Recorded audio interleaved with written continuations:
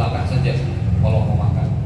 Ini di copy paste oleh kawan-kawan saya di masjid-masjid lain. Ada yang berhasil seperti yang di dekat Al-Jabar, Ria Cempaka Arum, Masjid Abu Bakar As-Siddiq itu berhasil. Jadi saya meresmikan dapur umatnya berhasil jalan. Tapi ada juga yang 3 bulan jalan dibubarin sama DKM-nya. Apa ini makan-makan? Gak ada sunatnya. Nah gitu. Jadi menurut saya di masa-masa saya diajak berceramah di awal pelantikan DKM ini, supaya kemudian saya juga objektif. Jadi saya nggak bawa Pak pakai program seperti masjid saya, pakai program seperti pengalaman. Lebih baik kita ke zaman Nabi saja. Dan kalau kita bicara zaman Nabi secara sirah dan thariqat, ya maksudnya tarikh, sejarah Nabi Muhammad SAW, insya Allah bersepakat semua. Mau Muhammadiyah, NU, Persis, Wasiliyah, Wahdah Islamiyah, itu udah saya coba sepakat semua. Memang sejarahnya itu. Karena kalau sejarah itu buktinya udah nggak bisa dibantah sekarang. Saya baru pulang umroh 3 hari yang lalu. Jadi Senin saya baru program umroh 12 hari. Sekarang di Madinah itu ada Museum Nabawi. Jadi Islamic League, Liga Muslim, itu riset berpuluh-puluh tahun untuk merentas apa saja yang dilakukan oleh Nabi Muhammad SAW. Jadi gambar Masjid Nabawi Pak, sebelah kanan ini ada 2 masjid yang Masya Allah tabarakallah. Ini kiblat kita Masjidil Haram, di sebelah kanan Masjid Nabawi. Itu lengkap datanya. Mana rumah Nabi, ya, istri Nabi itu waktu di zaman Nabi kemudian masih hidup itu ada sekitar 9. Mana yang rumahnya di sekitar masjid, mana yang rumahnya berjarak, itu lengkap petanya. Mana raudhah, mana masjid Nabi yang asli, mana posisi mimbar, itu semua datanya lengkap. Apa saja aktivitasnya, Masjid Nabawi bentuknya seperti apa, semuanya replikanya udah selesai, dibangun oleh Liga Muslim dan dipamerkan di Masjid Nabawi. Maka saya izin Bapak Ibu sekalian, malam hari ini saya bicara sejarah aja. Jadi malam hari ini begini, sejarahnya begini, ya. Masjid di zaman Nabi itu begini. Nah silakan teman-teman DKM nanti merefer pada itu.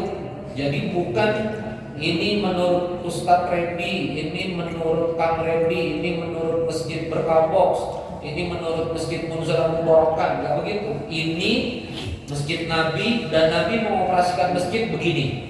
Nah, nanti kita tinggal ikutin. Baik. Mudah-mudahan waktu saya cukup ya. Kalau boleh izin sekitar 30 menit, saya nggak panjang-panjang berceramah. Kita akan berbicara tentang sirah ya, tentang sejarah. Mudah-mudahan Bapak Ibu walaupun malam-malam ini materinya sedikit berat, mudah-mudahan bisa diikuti. Bismillahirrahmanirrahim. Allahumma inni as'aluka ilman nafi'an wa rizqan wasi'an. Bapak Ibu sekalian, Nabi itu hidup setidaknya ada 2 fase besar. Ada fase sebelum kenabian, ada fase setelah kenabian. Boleh diulangi? Fase sebelum kenabian dan fase setelah kenabian. Ini biar kita clear dulu. Jadi mana yang kemudian nanti jadi sunnah, jadi hadis. Kapan Nabi masuk fase kenabian? Itu di Jabal Nur, Gua Hira, dapat wahyu di usia 40 tahun. Ya kemudian nanti jadi surah yang kemudian surah turun pertama Iqra bismi rabbikal ladzi khalaq dan menjadi asbabun nuzul turunnya surah Al-Muzammil. Ya ayyuhal muzammil, wahai orang yang berselimut. Kenapa? Karena Nabi ketakutan dapat ayat itu. Kedatangan malaikat Jibril itu Nabi ketakutan ngomong sama Khadijah zamiluni. Jadi ya ayyuhal muzammil, wahai orang yang berselimut. Itu asbabnya. Ustadz itu surahnya turun pertama tapi letaknya kok di juz 30. Karena ada namanya urutan nuzul, ada namanya urutan mushaf. Waktu surah itu turun, maka malaikat Jibril memberitahu kepada Nabi Muhammad, letakkan surat ini setelah surat ini, sebelum surat ini. Letakkan ayat ini setelah ayat ini, sebelum ayat ini. Jadi ini harus hati-hati nih. Ya. Ayat terakhir yang turun itu Al-yawma akmaltu lakum dinakum wa atmamtu dan seterusnya itu Al-Maidah. Letaknya di surah kelima, itu 10 juz awal. Ya. Padahal dia turunnya terakhir. Karena apa? Ada urutan turun, ada urutan susun. Urutan susunnya berbeda. Urutan susun Al-Fatihah, Al-Baqarah, Al-Imran dan begitu seterusnya. Nah, Bapak Ibu sekalian yang dirahmati Allah, di fase kenabian, saya pelan-pelan. Di fase kenabian itu dibagi lagi jadi dua.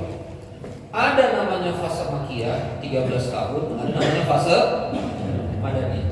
Nah, ini sekarang yang jarang dibahas. Apa yang jarang dibahas? Berapa pertumbuhan pengikutnya? Ini kadang-kadang kita belajar sejarah, oh fase Makkiyah, fase Madaniyah. Ini nggak sadar pertumbuhan kaum muslimin itu kayak apa, nggak sadar. Sekarang saya akan buka datanya. 13 tahun Nabi dakwah. Berapa pengikut kaum muslimin? Sekarang kita terka dari data-data sejarah saja. 13 tahun Nabi Muhammad SAW dakwah itu hijrah.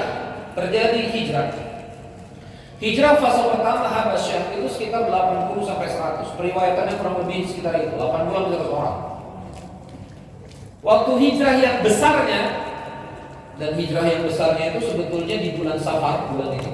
Ya, di bulan Safar. Dia bukan di bulan Muharram, di bulan Safar, tapi udah masuk tahun 1. Penentuan tahun 1 juga sebetulnya tidak di zaman Nabi di zamannya Umar. Kapan tahun 1 Islam? Tapi itu nanti kebanyakan konten. Jadi Bapak Ibu sekalian, hijrah waktu gelombang besar itu sekitar 300 orang. Dan kaum muslimin waktu Nabi hijrah sudah ada yang berislam di Madinah. Karena ada Baiat Aqabah 1-2. Hasil kerja dakwahnya siapa? Mus'ab bin Umair. Mus'ab orang Mekah disuruh dakwah di Yathrib. Dulu namanya bukan Madinah, namanya Yathrib.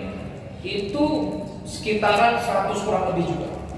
Jadi para ulama sejarah sepakat kaum muslimin ketika Nabi 13 tahun dakwah jumlahnya kurang lebih 500 sampai 700 orang. Berapa? 500. Ustaz kok lebih sampai 700 karena ada yang Islam diam-diam.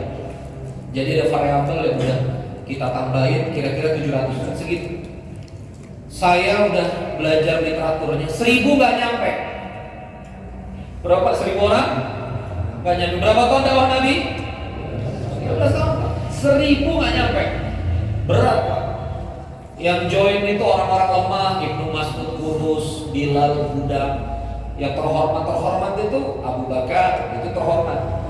Ya, Utsman itu terhormat, Umar bin Khattab itu terhormat. Tapi banyak golongan-golongan orang-orang lemah. Saya langsung skip. 10 tahun dakwah di Madinah.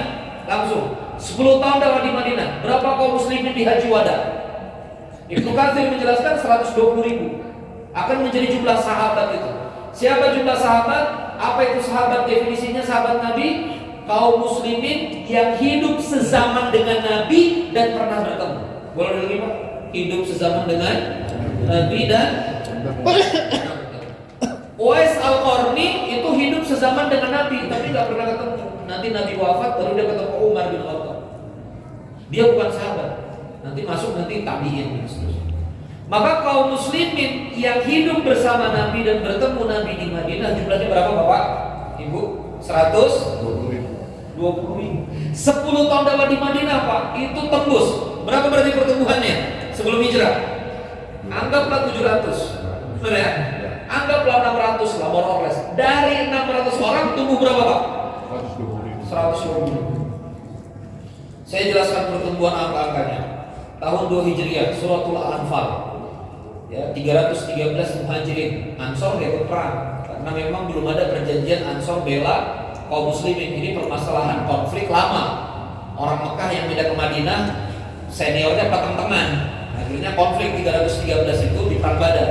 Berarti 313 kaum muslimin sebagian sekitar 100-an orang Madinah. Perang Khandaq 5 Hijriah. Perang Khandaq udah mulai ketemu angkanya. 1000 kaum muslimin. Ya, mohon maaf, 3000 kaum muslimin melawan 10.000 koalisi Mekah. Al-Ahzab. Al-Ahzab itu koalisi besar.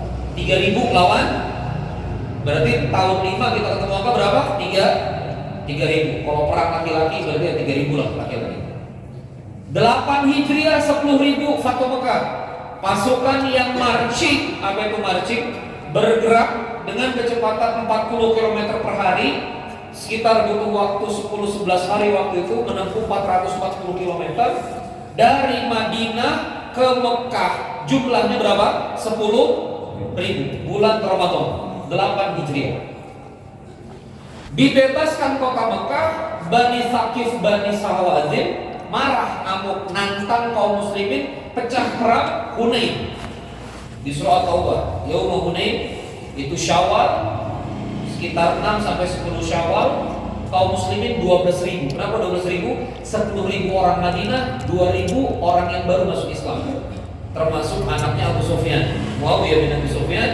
The first battle, perang pertama yang beliau ikuti adalah Hunain. Jadi sampai 8 Hijriah 2004, masuk sampai 11 Hijriah nanti Nabi tawaf wada, nanti Nabi haji wada, kaum muslimin naik jumlahnya sampai 100. Maka ulama sejarah secara ilmiah ini membahas kenapa di Madinah itu, di fase Madinah itu kekuatan kaum muslimin itu loncat luar biasa sampai 120.000. Salah satunya jemaah sekalian karena ketika di Madinah kaum muslimin mengoperasikan dakwah dengan masjid. Dengan apa? Masjid. Ustaz, bukannya Masjidil Haram udah ada? Dari Nabi ada, Masjidil Haram udah ada. Zaman Nabi Ibrahim Ka'bahnya ditinggikan. Cuma fungsi masjid yang seharusnya itu nggak tegak di Mekah, Pak. Bahkan setelah penaklukan Mekah, pusat daulah itu tidak di Mekah, tetap kembali di mana? Madinah. Sampai bahkan zamannya Umar bin Khattab, coba kita lihat tentang film Umar itu utusan-utusan masih datang ke Madinah. Jadi Bapak Ibu sekalian, kenapa masjid menjadi agregator kebangkitan umat? Mengapa masjid menjadi variabel percepatan kebangkitan umat? Mengapa masjid menjadi unsur yang penting bergeraknya kaum muslimin dari jumlahnya 600 orang, 700 orang sampai 120.000? Karena di Madinah kaum muslimin berhasil memanajemen sumber daya. Berhasil memanajemen apa? Sumber daya. Tadi dari sambutan saya dengar bahwa bapak ini orang pintar semua. Jadi saya lihat sambutannya ilmiah semua disampaikan. Jadi saya coba ilmiah juga sekarang. Gini Pak, kalau Anda punya pabrik, kan kita sering lihat pabrik nih di daerah Bandung Selatan. Anggap aja pabrik di Banjaran. Dalam istilah bisnis ada yang namanya asset optimization. Apa itu asset optimization? Berapa kamu punya uang, berapa kamu punya mesin, berapa kamu punya karyawan, berapa kamu punya luasan pabrik, berapa kemampuan kamu untuk produksi. Itu namanya asset optimization. Kapan sebuah bisnis itu berhasil untuk bersaing? Ketika dia bisa memanage sumber dayanya. Saya ada uang berapa nih? Oh, kita mau perluasan, nyewa atau beli aset. Itu namanya manage sumber daya. Kita punya karyawan berapa? 100. Oke, yang ahli marketing siapa? Yang udah usia senja mana? Yang anak-anak muda mana? Kemampuannya apa aja? Udah di talent mapping belum? Bakatnya udah dipetakan belum? Udah tepat belum posisinya? Itu namanya aset manajemen. Perusahaan, organisasi yang bisa memanage sumber dayanya, mereka akan bisa menjadi agile. Kalau dalam bahasa manajemen itu, mereka akan menjadi lincah karena apa? Sumber dayanya di-manage. Dan itulah kaum muslimin Pak di saat Madinah bikin masjid. Maka masjid di dalam cara kerja Nabi Muhammad SAW itu luas Pak. Kita nggak bicara tentang sholat. Maka kita nggak bicara tentang sholat saja. Maka izinkan saya menjelaskan di sini, boleh dicek nanti dalam beberapa kitab tarikh, bagaimana Nabi mengoperasikan masjid selama 24 jam. Yang pertama, masjid Bapak Ibu sekalian itu bukan sengaja, secara syariat itu didesain memang tempat berkumpulnya para tentara sebetulnya. Ini nggak pernah dibahas. Indonesia Pak, itu berbeda dengan Korea Selatan.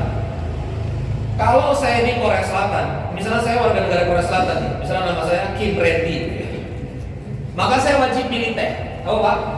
Wajib militer.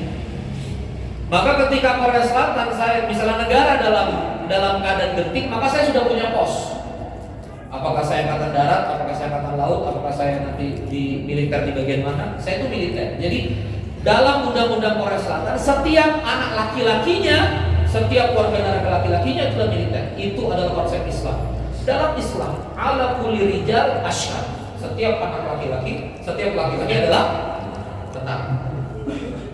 Maka ini Pak yang menjadi nanti basis syariat. Kenapa laki-laki wajib sholat di masjid? Itu banyak nggak sadar. Jadi sebetulnya sholat 5 waktu di masjid wajib bagi laki-laki selama mendengar azan itu maksudnya apa? Maksudnya apa Pak? Apel pasukan. Coba lagi apa? Apel pasukan. Nabi sepanjang hidup selalu ngimamin. Jadi Nabi itu ya pemimpin negara iya, pemimpin wilayah iya, pemimpin politik iya, pemimpin militer iya. Jadi masjid itu digunakan untuk sholat benar untuk menyembah Allah berjamaah, tapi sebetulnya menghimpun memanage kekuatan.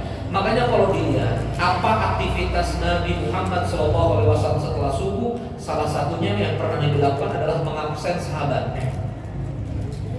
Siap, maafkan apa?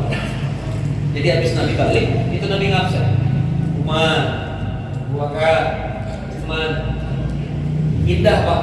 Sekarang di Museum Nabawi itu ada maket. Ini Masjid Nabawi, rumahnya Abdurrahman Auf di mana, rumahnya Abu Bakar di mana, rumahnya Umar di mana, itu kelihatan. Tinggal ditekan lampunya nanti nyala, indah banget. Madinah itu maketnya udah selesai, mereka riset. Nah, saya lanjutkan di sini.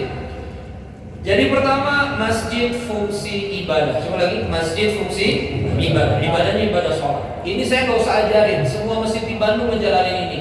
Menyediakan tempat duduknya, menyediakan safnya, menyediakan imamnya. Nah, berikutnya masjid setelah Nabi itu sholat, apa yang Nabi lakukan setelah sholat subuh? Nabi bertahan sampai syuruk. Setelah Nabi bertahan sampai syuruk, begitu syuruk sholat 2 rakaat, Nabi balik ke rumah, ke kamar, lebih tepatnya hujurat, kamar istri-istri beliau, mengunjungi istri beliau satu-satu, ngecek keadaannya, sarapan bersama mereka, ya, menyapa mereka. Dan Nabi kembali lagi di waktu duha untuk bermajelis. Maka fungsi masjid yang kedua adalah fungsi pendidikan. Boleh diulangi apa fungsi? Nah di sini Pak, ini kita udah mulai sedikit kacau. Maaf, saya sekarang buka. Pendidikan Islam di Republik ini hari ini menurut saya ini rada lepas dari fungsi masjid. Artinya apa? Yayasan pendidikan sibuk ngutang bank untuk bangun gedung, sehingga uang masuk tinggi. Coba cek SD, ya kan? Masuk belasan juta, Fanawiyah tuh masuk tuh mahal-mahal. Apalagi sekolah-sekolah dasar gitu. Masuknya kalau swasta itu tinggi. Kenapa? Karena gedungnya ini pakai biaya namanya CAPEX, Capital Expenditure. Biasanya yayasan berhutang pada bank atau yayasan kemudian bangun lagi dengan Qardul Hasan, akhirnya lewat pendaftaran awal untuk bangun gedung itu. Di zaman Nabi Pak, pendidikan itu dalam masjid. Ini loh, masjid itu loh dipakai. Coba sekarang kita hitung usability-nya aja, ya, kegunaan masjid. Kalau masjid itu cuma dipakai sholat 5 waktu Pak, berapa kita habiskan satu waktu sholat 5 waktu? Dari iqamat, dari azan sampai selesai. Itu cuma 30 menit Pak, rata-rata udah jago banget tuh 30 menit. Kalau dikali 5 itu cuma 2,5 jam. Udah sama wirid, udah sama zikir. Kalau masjid cuma dipakai 2,5 jam dalam 24 jam, berarti usability masjid cuma 10%. Gak masuk akal, kita bangun miliaran kosong lompok. Dari subuh sampai zuhur kosong, ya, paling top pengajian ibu-ibu lah. Dari zuhur sampai asar kosong, dari asar sampai maghrib kosong, dari maghrib sampai isya kosong. Ya paling pada isya begini lumayan lah, ada taklim dan seterusnya. Kadang-kadang pada maghrib ada TPA, tapi masjid nggak fungsi. Padahal zaman Nabi pendidikan itu di masjid. Kalau masjidnya nggak cukup, baru bikin ruang. Apa itu ruang? Bikin ruang-ruang. Ustaz jangan asal ngomong, Ustaz benar itu cek kampus tertua di dunia, datanya ada di PBB, itu namanya Jami'ah Al-Qarawiyun. Ya, itu dibangun oleh anak pengusaha dari Fatimah Al-Qarawiyyin, ya, anak pengusaha. Ya, si wanita muslimah ini bangun masjid, lalu kemudian naruh ulama-ulama multi ilmu di situ. Di sini ilmu lughah di tiang sana, yang ngajar Quran di tiang sana, yang ngajar algebra di tiang sana. Akhirnya terhimpun berbagai ilmu dalam satu tempat. Versita, versity itu perbedaan, uni disatukan. Bahasa Inggrisnya universitas. Dalam istilah Islam Arabik disebut jami. Apa itu jami? Mengumpulkan keilmuan. Padahal jami itu juga asal katanya masjid, ya kan? Kalau misalnya Anda ke Turki kan cami-cami masih ada kan sekarang kan? Masjid Jami Al-Khairiyah. Jami itu artinya masjid. Kalau Anda ke Turki itu kan masjid namanya cami. Itu jami itu maksudnya. Jadi kampus tertua di dunia Pak, itu awalnya di masjid. Begitu masjid nggak cukup, baru bikin kelas. Cek Gontor, itu dari masjid Atik, ya, Gontor itu dari masjid Atik, lalu kemudian bertumbuh jadi kampus. Ya, cek Madinah, coba cek Madinah itu kan Nabi didik sahabatnya di masjid, nggak ketemu kita ruang-ruang mana, baru jadi UIM, Universitas Islam Madinah. Awalnya di mana berarti? Di masjid. Kenapa saya bicarakan ini Pak? Saya pernah begini, ada kawan mau bikin pendidikan tahfiz non formal, ijazah SD-nya nanti kejar aja pakai K, ya, karena kita berhadapan sama anak-anak yang sulit sekolah dan seterusnya. Saya bilang pakai aja masjid. Anda tahu kalimatnya apa? Gak boleh sama DKM-nya Ustaz, gak boleh sama bawa bapak di situ. Kalau kita pakai pagi kan pagi kosong, ya katanya masjid dan untuk sholat bukan untuk belajar. Nah di sini itu udah misleading. Orang nabinya aja ngajar di masjid, Anda gak bolehin orang belajar di masjid. Nabinya siapa? Jelas maksudnya, ya kan? Makanya saya lebih baik Nabi Muhammad begitu, gitu loh. Saya di Masjid An-Nur ini sudah, saya nggak mau tedeng alih-alih. Nabi Muhammad begitu, dan Masjid An-Nur gimana? Coba cek aja nih kalau mau bener nih. Coba bikin roster. Apa itu roster? Bikin kalender Senin sampai Ahad, terus pakai jam 2 jam, 6 sampai jam 8, jam 8, jam 10. Coba cek kegiatan Masjid An-Nur apa aja. Saya yakin masih banyak kosongnya. Bener nggak? Kenapa nggak kita buka? Siapa yang mau ngajar Quran silakan. Siapa yang mau ngajar? Nah ini juga, siapa yang mau ngajar desain grafis silakan. Bapak Ibu, Masjid Madinah itu yang dibangun Rasul cuma ditutup 3 saf pertama dan 3 saf terakhir pakai pelopak kurma, tengahnya kosong. Saya mempelajari tengahnya kosong ini. Kenapa tengahnya itu dibuka, terbuka itu tengahnya? Karena masjid didesain untuk tempat pertemuan, jadi nggak boleh pengap. Karena Arab Saudi itu panas, Saudi itu jazirah itu panas, jadi mereka buka supaya lega, supaya bisa ada aktivitas publik. Apa yang pernah terjadi di dalam Masjid Nabawi? Suku Hamzah latihan tongkat. Apa yang pernah terjadi di dalam Masjid Nabawi? Siti Aisyah dan Nabi Muhammad lomba lari. Apa yang pernah terjadi di tengah Masjid Nabawi?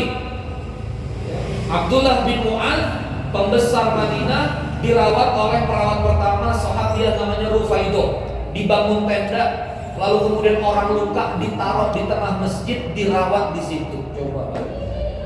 Nabi bahas militer di situ, bahas ekonomi di situ. Pertanyaannya, jadi boleh nggak misal ada anak-anak muda yang pinter desain grafis, ngajar desain grafis pakai laptop di sini, gambar-gambarnya nggak melanggar syariat?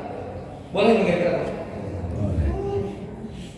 Boleh nggak anak-anak kita SMA, terus anak-anak adik-adik kita nggak bisa bimbel karena mau bayar bimbel mahal, terus bikin bimbingan belajar di sini gratis, ngajarin matematika, ngajarin fisika? Boleh nggak? Ngajarin gaya normal, ngajarin tegangan tali, ngajarin hukum Newton? Boleh nggak? Boleh nggak yang punya alat robotik di aula sana bikin robotik algoritma pakai laptop, ya, lalu rangkai-rangkai robotik? Ada kursus robotik di masjid, boleh nggak? Dan pikiran begini Pak, berat untuk dicapai oleh banyak pengurus masjid. Karena kita berbeda di persepsi, makanya persepsinya luruskan dulu. Masjid itu bukan hanya tempat sholat. Makanya kalimat dalam Al-Quran adalah innama ya'muru masajidallah. Kamu makmurkan, gitu. Makmur di sini ya makmur segala hal, ala kulli syai', dalam setiap bidang manusia, itu harus makmur. Jadi saya fokus yang kedua dulu, fungsi pendidikan. Coba lagi Pak, fungsi pendidikan. Gak boleh alergi Pak. Masjid An-Nur dipakai taklim itu gak boleh alergi. Saya pernah di Masjid Margahayu, saya nggak usah sebut deh.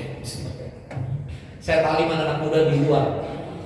Saya bilang sama anak-anak, kenapa nggak di dalam? Adem, ada AC-nya. Anda tahu jawaban remaja masjid apa? Kata bapak DKM, karpetnya baru beli Ustaz. Kalau kita ngaji di dalam nanti kotor, nanti tumpah air gini. Jadi taklim di luar. Pak, karpet ini sebaru apapun Pak, tumpah teh segala macam, Anda bisa cuci. Tapi kalau anak Anda udah kena perzinahan, anak Anda udah naudzubillah kena narkoba, Anda nyucinya di mana? Saya lahir 86 Pak, usia saya 37. Dari SMA saya udah dakwah sama anak muda Pak. Sedih. Saya pernah bikin program di Masjid Bogor. Satu malam mabit hampir 800 orang. Uangnya uang sendiri, operasi sendiri, cari makan sendiri. Satu hari kita cari sponsor 20 juta. Bubar Pak itu majelis taklim itu yang mabit. Kenapa? Ya, salah satu ketua masjid bilang, masjid begitu nginep-nginep kotor. Boleh kita bersihin. Maaf Pak, kalau mau bersih museum. Kalau mau bersih apa? Museum. Saya nggak bilang bahwa masjid itu kotor apa-apa. Tapi kalau Anda mau menjaga masjid itu dengan narasi Anda, mohon maaf, kembalikan ke sunnah Nabi. Apakah masjid Nabi itu begitu? Hening, nggak ada aktivitas. Makanya coba hadis Nabi. Sebaik-baik sholat di rumah ila maktubah. Saya ulangi. Sebaik-baik sholat di rumah ila maktubah. Semua sholat sunnah itu di rumah terbaik kecuali yang termaktub, kecuali yang diwajibkan. Jadi kalau Anda mau khusyuk sholat duha di masjid, nggak nyambung Pak, bukan di sini tempatnya. Buka sekarang sejarah. Nabi jarang sholat sunnah di masjid, hanya beberapa kali. Nabi seringnya sholat sunnah itu di rumah. Makanya yang bisa ngikutin sholatnya Ibnu Abbas, karena Abbas itu ada mahram nanti sama Nabi. Ada salah satu istri Nabi yang masih didiknya Ibnu Abbas, Abdullah Ibnu Abbas. Jadi Bapak Ibu sekalian, banyak yang bilang Ustaz kita kalau masjid rame gini anak-anak masjid nggak khusyuk. Masjid ini bukan candi Pak. Kalau Anda mau bikin candi ya begitu, tenang, kehidupan, spiritual. Tapi masjid yang didesain Nabi itu pusat aktivitas. Ada anak kecil, ada perawatan orang yang sakit, bahkan saya masuk fungsi yang ketiga. Kalau Anda pramudoh, ya ada makam Nabi, di belakangnya ada aluminium pagar, itu namanya Ahlus Sufa. Sekarang sama orang Saudi, kerajaan Saudi itu dilestarikan itu Ahlus Sufa. Apa itu? Tempat di belakang masjid, belakang peimaman jauh di pojok. Jadi kalau peimaman di sini di sana, itu adalah tempat tinggal kaum muhajirin yang gak dapat jatah rumah di Ansor. Ini kan orang pindah Pak dari Mekah, gak semuanya punya rumah. Dipersaudarakan sama Ansor, ada yang masih gak kebagian rumah. Nah yang gak kebagian rumah itu tinggal di masjid, namanya Ahlus Sufa. Namanya apa? Cek sejarahnya Muhammadiyah ngajarin sejarah kayak apa? Cek NU ngajarin sejarah kayak apa? Cek Wahdah Islamiyah ngajarin sejarah Nabi kayak apa? Cek. Semuanya mengakui ada Ahlus Sufa. Berarti semuanya mengakui aliran di Indonesia itu ada yang tidur di masjid. Sorry, maaf.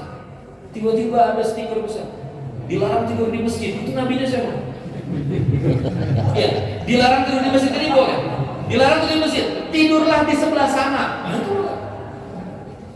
Ini harus kita koreksi nih. Dilarang tidur di sini, silakan tidur di sebelah sana. Mohon maaf Pak, ini sejarah.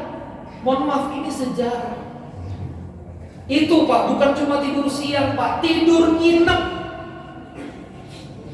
Abu Hurairah bisa 5.000 hadis, kenapa? Karena nginep di masjid.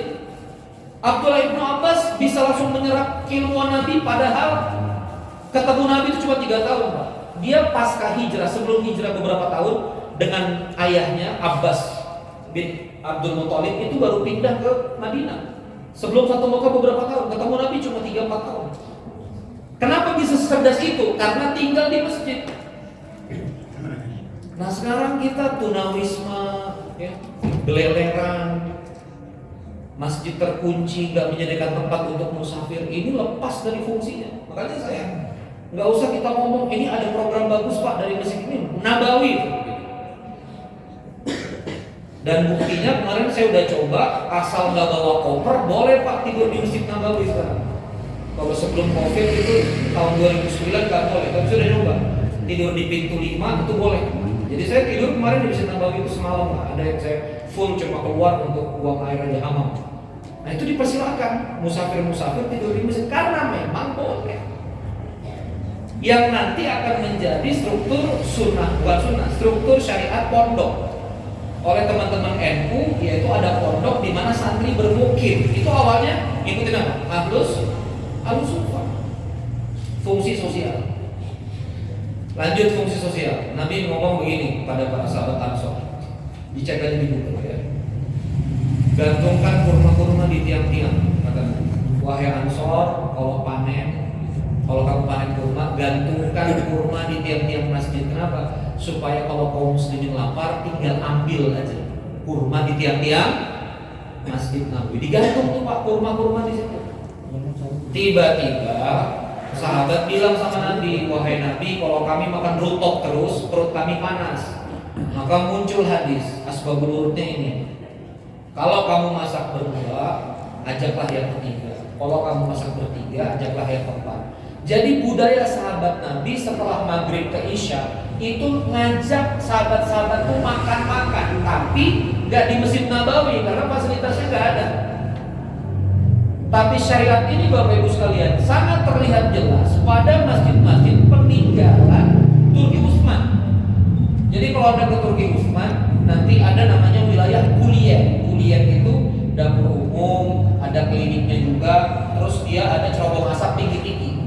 Terutama di beberapa istana kelihatan cerobong asapnya. Itu dapur umum Pak, di mana masyarakat boleh makan gratis. Jadi kalau misalnya tiba-tiba masjid ngasih makan-makan terus, ini masjid kok jadi makan-makan, nggak ada sunnahnya. Nah, itu yang teriak nggak belajar Pak. Dan banyak program makan-makan di masjid itu bubar. Karena apa? Karena persepsinya nggak jelas. Karena tiga nih, fungsi ibadah, fungsi ekonomi, fungsi sosial. Coba lagi, fungsi ibadah, fungsi ekonomi, fungsi sosial. Supaya gampang begini, Ustaz kok jadi masjid ngurusin orang miskin, ngurusin orang lapar sih Ustaz, kok jadi masjid begitu loh. Ara'aita alladzi yukadzibu bid-din fadzalika alladzi yad'ul yatim wa la yahuddu ala ta'amil miskin. Tiap maghrib, tiap isya di sini. Pendusta agama. Bagi yang nggak dorong ngasih makan, bahkan nggak dorong ngasih makan, tahaddu ala ta'amil miskin. Bagi yang nggak peduli anak yatim.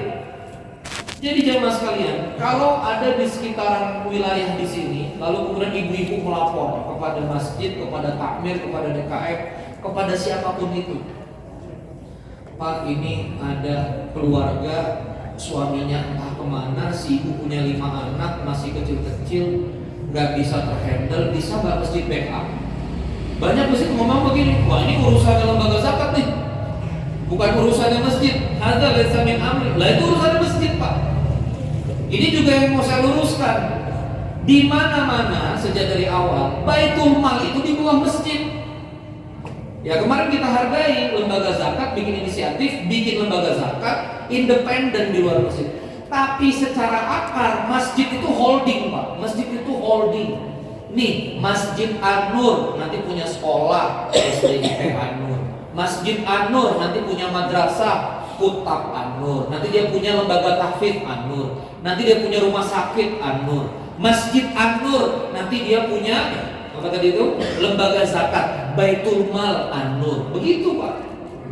Jadi Baitul Mal itu di peta paket Madinah itu di seberangnya masjid. Dia adalah bagian koordinasi dari masjid, bukan berdiri sendiri. Makanya suka bingung, Ustaz kok bisa Masjid Kurir Langit baru antum pegang 1 miliar sebulan berkabut sama masjid. Karena fungsi penghimpunan itu fungsi penghimpunan masjid Pak. Dan kalau masjid yang menghimpun itu lebih fair. Kenapa? Karena masjid menguasai wilayah. Kenapa sekarang zakat nggak kerasa? Karena lembaga zakat berkantor di ruko-ruko, cabang-cabang, uang kesedot kesana ratusan miliar, terus bikin program selebrasi aja. Mohon maaf nih, bikin program selebrasi ini ditaruh di majalah, habis itu kumpulin uang lagi, jadi nggak menetes. Yang bener ini An-Nur begini, kumpulin 1 miliar, 2 miliar, urus masyarakat, urus preman, gitu Pak. Jadi fungsi sosial itu urusan siapa? Halo? Nyontoh sama siapa? Nyontoh Nabi. Nabi itu bapak-bapak, kalau Nabi itu bermajelis, Nabi itu belah majelis bagi 2, tengahnya dikosongin. Ini teman-teman salafi melakukan ini, laki-laki tengahnya kosong. Cuma tengah kosong ini gak cuma masalah sunnah Pak. Tengah ini kosong untuk warga Madinah yang mau mengadukan permasalahan ke Nabi. Wahai Nabi saya lapar, wahai Nabi kampung saya gak turun hujan, wahai Nabi. Itu Nabi nungguin Pak, dari duha sampai zuhur bisa berdialog dengan seluruh warga Madinah yang mau mengadukan permasalahan sosial. Termasuk syariat menara, saya buka sekarang. Menara itu apa sih? Menara itu Bapak Ibu sekalian, 1 untuk azan, naik ke atas meneriakkan suara.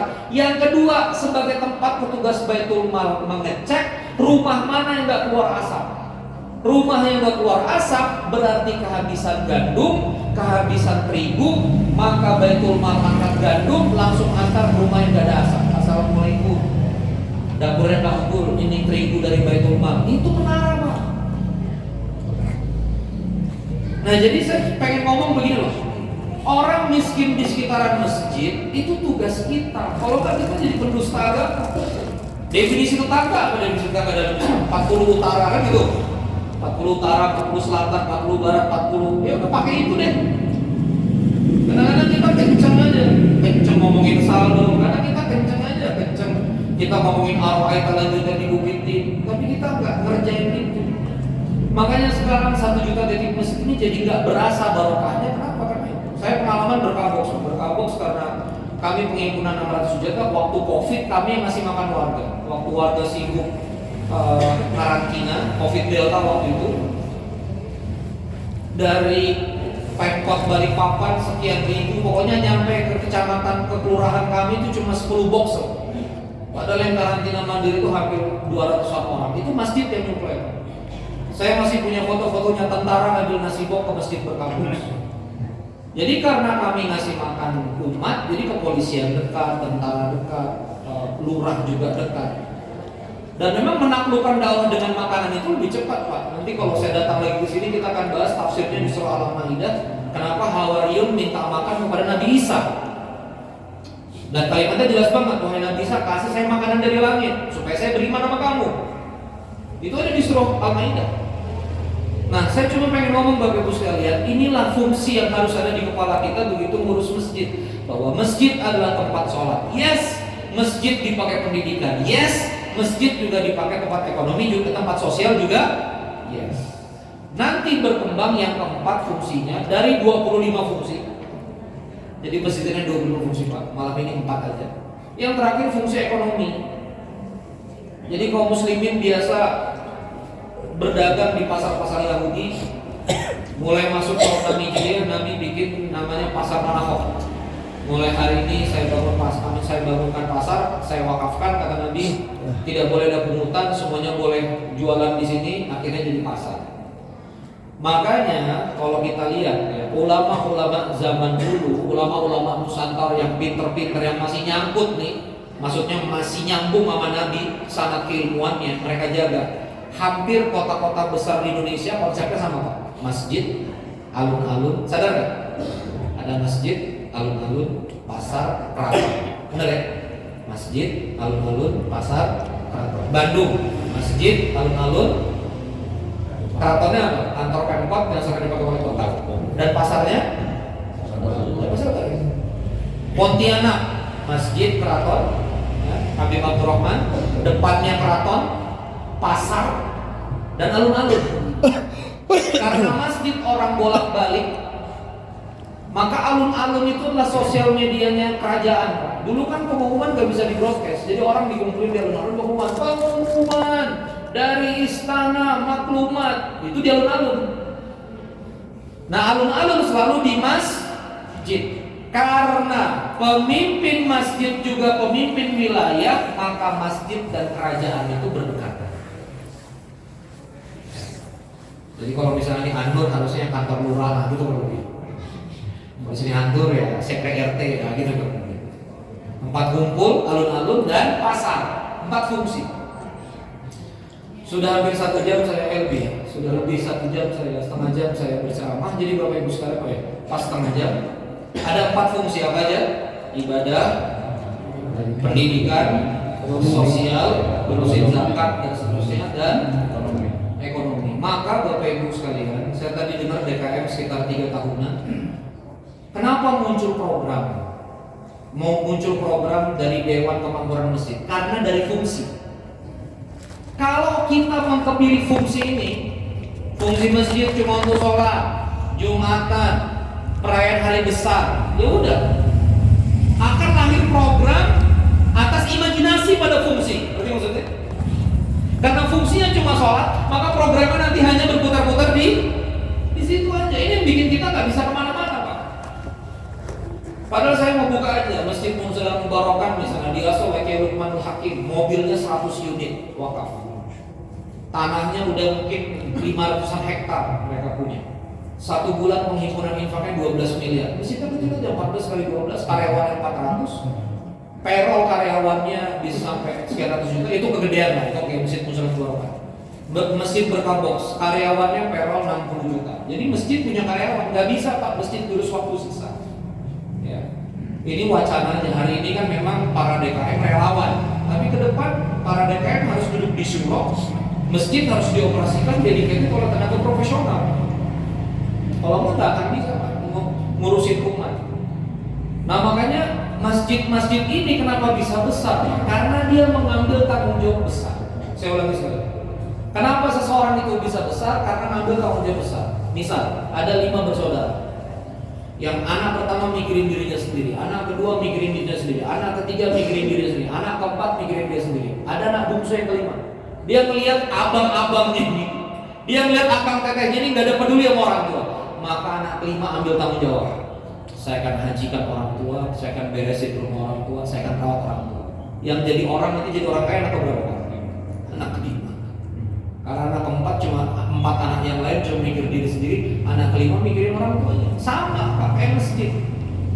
Kalau kita cuma mutar-mutar sholat, air wudu, keramik, keranan, apa lagi? Maulid, Isra Mi'raj, apa lagi? Paling heboh potong kurban, bener ya?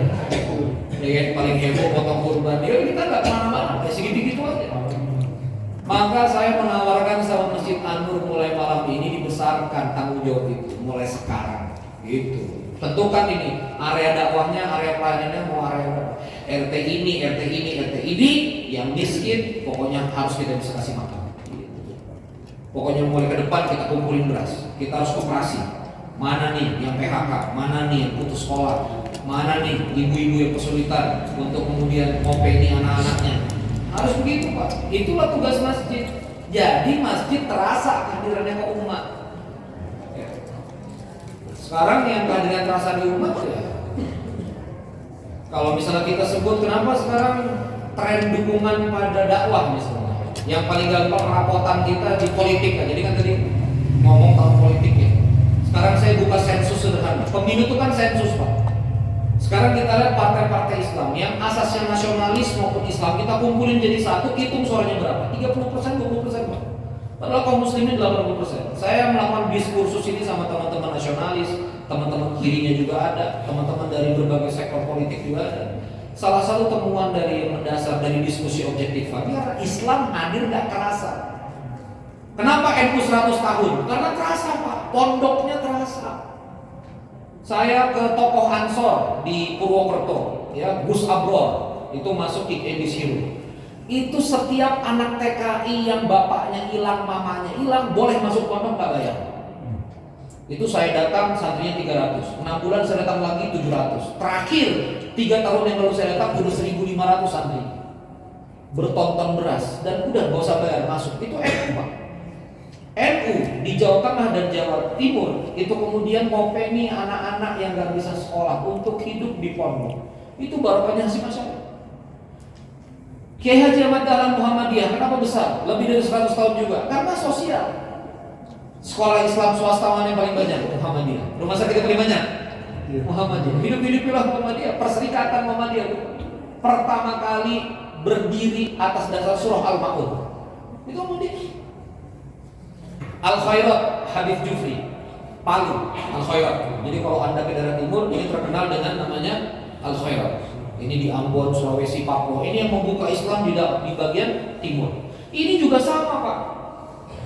Kerjaannya ngasih makan, nanam kelapa, memberdayakan masyarakat. Anak-anak orang miskin itu diambilin nama Habib Jufri itu. Dakwah Al-Khairat. Semuanya dakwah kasih sayang. Termasuk guru Zaini sekumpul, kerjanya ngasih makan, sekaten, ada nasi berkat dan segala macam. Itu sosial semua. Nah maka dari itu kita di perkotaan ini kadang-kadang memandang dakwah Islam ini dakwah pemikiran. Padahal masyarakat itu lapar. Orang Pak kalau lapar itu nggak bisa diajak berpikir. Saya udah pengalaman. Kita ngomong sama orang lapar Pak, panjang hadis itu cuma Ustaz ini ngomong apa gitu. Tapi kalau maghrib bisa kita kasih makan Pak, langsung jinak dia. Ustaz pokoknya bener Ustaz, sodam Pak Ustaz, top pokoknya. Kalau nggak percaya cek ke majelis taklim saya di Al Khairiyah Cidurian nih. Saya udah beberapa pekan operasi di Cidurian. Maghrib sampai isya makan, ya makan. Jadi tadi saya lihat kotak makannya disimpan, harusnya makan dulu maghrib. Jadi nggak tegang. Makan dulu Pak. Jadi ayatnya apa? Allazi at'amahum min ju' wa amanahum min khauf. Kalau perut ini udah tenang, hati itu bisa disentuh. Makanya Nabi itu coba lihat kalimat-kalimat Nabi. Afsus salam, tebarkan salam. It'amul ji'an, kasih makan yang lapar. Coba kasih makan, nanti kamu bisa lewat pintu mana saja. Karena Nabi nggak mau umat lapar. Nabi tahu lapar itu kritis. Tapi kalau kita sudah sosial, ini bukan berarti saya dorong Anur harus makan-makan, nggak harus. Tapi minimal perhatian sama umat gitu. Kita jangan cuma sekedar ngejalanin 5 waktu. Kalau kayak gitu ganti namanya Pak, nggak usah DKM, kan DKM itu Dewan Kemakmuran Masjid, ganti namanya IO, Event Organizer Masjid Anur. Kan IO aja, event sholat, kan event aja yang kita kelola. Event maulid, event Isra Mi'raj, ya. Nggak ada struktur yang mengerjakan daily based operation, nggak ada balance scorecard KPI-nya apa dan seterusnya. Masjid jangan cuma menyelenggarakan event. Kita malu sama nama.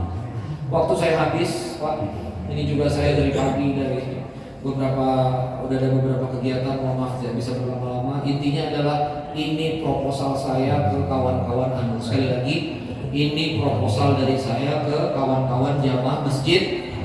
Bukan cuma ke DKM Pak. Saya tahu kalau Pak Gaya nama teman-teman udah mau ngegas. Cuma yang namanya masjid warga Pak, kadang-kadang kehambat sama warganya juga. Serius aneh.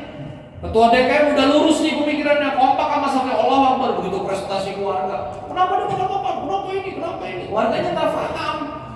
Maka biar saya orang objektif. Masjid begini zaman Nabi. Ngasih makan iya, ngurusin orang sakit iya. Nanti kalau ada buka Bimaristan Fitarihil Islam, Bimaristan Fitarihil Islam, sejarah rumah sakit dalam Islam, itu dokter-dokter standby di pintu masjid Pak Tabib itu. Jadi keluar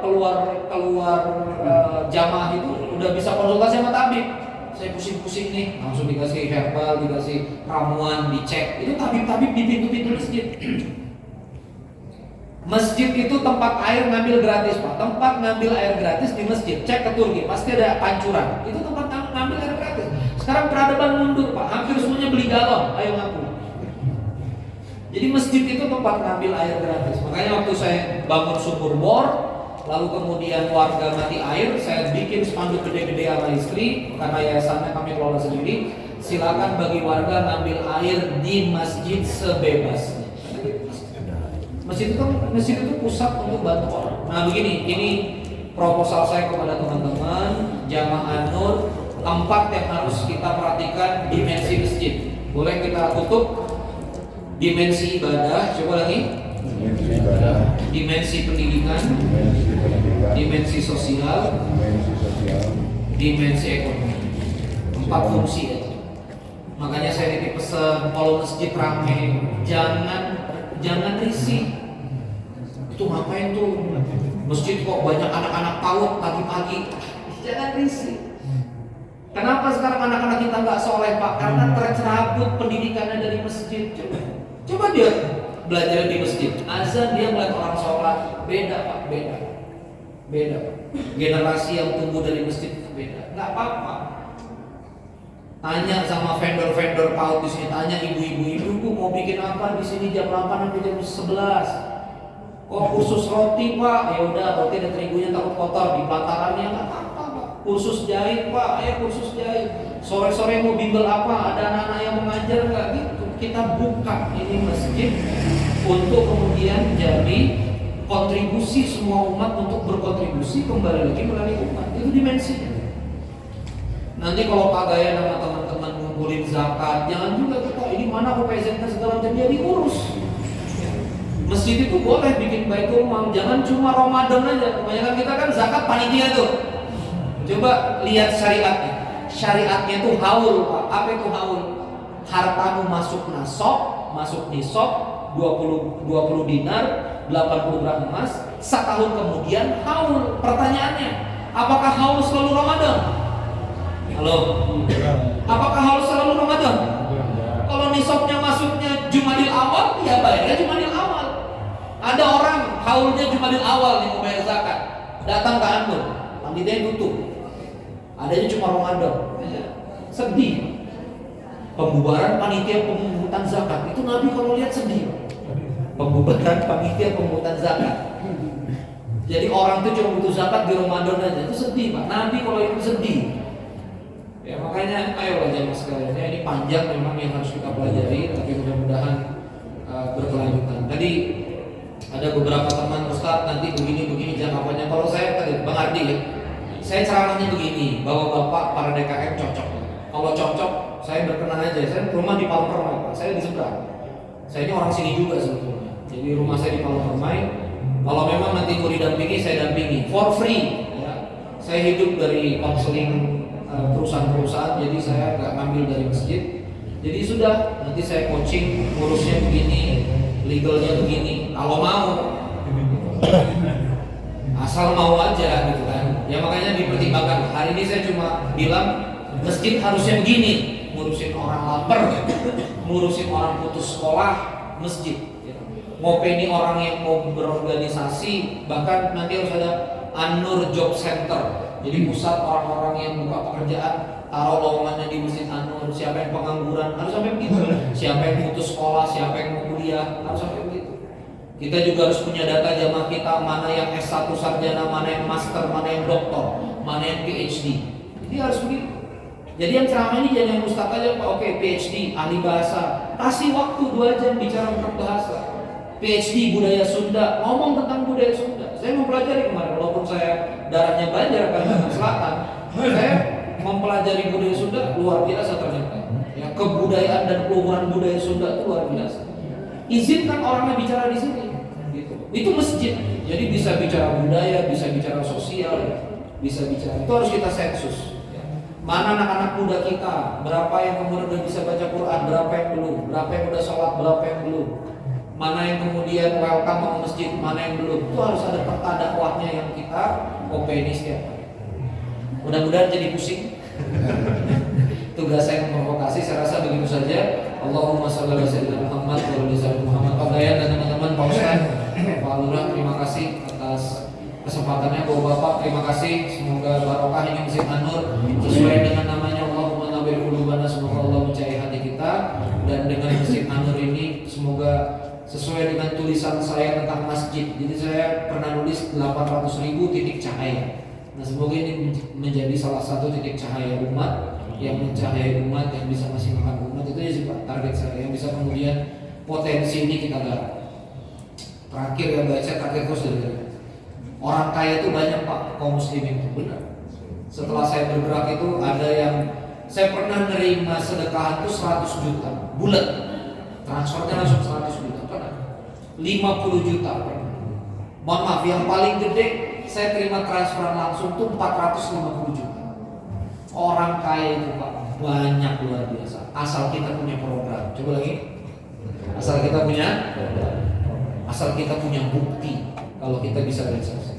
Kenapa sekarang orang kaya itu gak mau ngasih uangnya? Karena dia lihat kita cuma ngurus sholat Jumat, sholat, wudu. Nah ini ngapain 400 juta? Gitu loh. Tapi kalau dilihat, wah Randy, saya di Masjid Berkabox punya santri 56, istri yang asuh, itu pondok berkabukan. Itu gratis semua. Sekolah gratis, menghafal Quran gratis. Sudah 30-an yang selesai hafal. Sampai gamis kita beliin, sabun kita beliin, pokoknya gak boleh bayar sama sekali. Jadi kalau kita punya program Pak, Masya Allah, saya yakin rumah-rumah kosong di sini akan diserahkan ke Masjid An-Nur. Mobil-mobil gak dipakai akan diserahkan ke Masjid An-Nur. Ya. Mereka itu rindu mau sedekah mau wakaf itu, asal ada program. Nah kita butuh nyontohin. Percayakan uang Anda di kami, gitu. Kami akan habiskan di jalan yang benar. Gitu. Nah sekarang kalau kita nggak punya program, mereka nggak keluar uang. Maka kita harus mulai dari cara berpikir. Semoga terima kasih. Wassalamualaikum warahmatullahi wabarakatuh. Waalaikumsalam warahmatullahi wabarakatuh.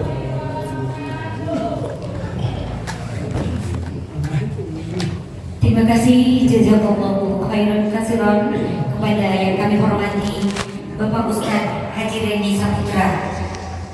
Setelah selesai kuliah umum yang barusan disampaikan, maka selesai sudah acara pada hari ini, dan kita bisa ambil kesimpulan bahwa masjid bukan semata-mata hanya untuk sholat, tetapi mempunyai dimensi-dimensi, yaitu dimensi ibadah, dimensi pendidikan, dimensi sosial, dan dimensi ekonomi. Mudah-mudahan kita semua pada hari ini yang telah menyaksikan dan mendengarkan apa yang telah disampaikan oleh Ustadz Haji Randy Saputra mendapat limpahan ridho dari Allah Subhanahu wa Ta'ala. Terima kasih, dan kami ucapkan jazakumullahu khairan katsiran kepada semuanya yang pada hari ini telah bermajlis taklim bersama